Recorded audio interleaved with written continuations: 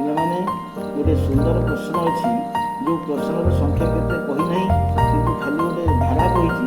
ସେଇ ଧାରା ଅନୁପାତରେ ଆମେ ସଂଖ୍ୟାଟିକୁ କେମିତି ସଲ୍ଭ କରିବା ଏବଂ ସଲ୍ଭ କରିବାର ଉପାୟ ଅତି ସହଜ ଏବଂ ଟେକ୍ନିକାଲି ଏଟାକୁ କରିବାକୁ ପଡ଼ିବ। ପ୍ରଶ୍ନଟି ଅଛି, କୌଣସି ଏକ ସଂଖ୍ୟାରୁ 7 ବିୟୋଗ କରି 2 ଯୋଗ କର ଏବଂ ଯୋଗଫଳକୁ 3 ଦ୍ୱାରା ଗୁଣନ କରି 5 ଦ୍ୱାରା ଭାଗ କଲେ ଭାଗଫଳ 3 ହେବ।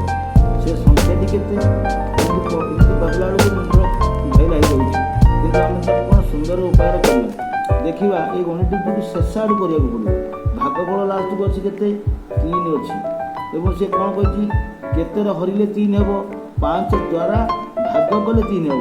ତାହେଲେ ଯେଉଁଟା ଭାଗ କରିବା କଥା କହିଛି ତାର ବିପରୀତଟା ହେଉଛି ଗୁଣନ ହେବ। ତାହେଲେ 3 ଗୁଣନ 5 ସମୟ କେତେ ହେଲା? 15 ହେଲା। 15 ହେଲା। ଆଚ୍ଛା, 15 ଭାଗ କହିଛି, ଭାଗଟା ପଳେଇଲା।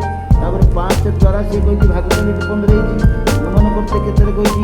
3 ଦ୍ୱାରା ଗୁଣନ କଲେ। 3 ଦ୍ୱାରା ଯେତେବେଳେ ଗୁଣନ କରିବା ତାହେଲେ ଗୁଣନଟା ହରଣ ହେବ। ତାମାନେ କ'ଣ? 15 ହରଣ 3 ସମାନ କେତେ ହେଲା? 5 ସମାନ 5 ହେଲା। ଏବଂ ତାପରେ ଯୋଗ ହେଉଛି କ'ଣ? ଯୋଗ କରି କହିଛି। ଯୋଗ କରିଛି ମାନେ ଏଟାକୁ ଆମକୁ ବିୟୋଗ କରିବାକୁ ପଡ଼ିବ। ତାହେଲେ କ'ଣ? 5 ପାଇଛନ୍ତି ଆମେ, 5 ଫେଡ଼ାଣ 2 ଦ୍ୱାରା ଯୋଗ କହିଛି, ତେଣୁକରି ଫେଡ଼ାଣଟା ହେଉଛି 2, ତାହେଲେ ସମାନ କେତେ ହେଲା? 3। ଏବଂ ତାର ପ୍ରଥମ ସ୍ଟେପ୍ କହିଛି କ'ଣ? 7 ବିୟୋଗ କଲେ। ବିୟୋଗ ଯେଉଁଟା କରିବାକୁ ଇଚ୍ଛା କହିଛି ତାକୁ ଯୋଗ କରିବାକୁ ପଡ଼ିବ। ଅତଏବ 3 ମିଶାଣ 7 ସମାନ 7 3 ହେଲା 10।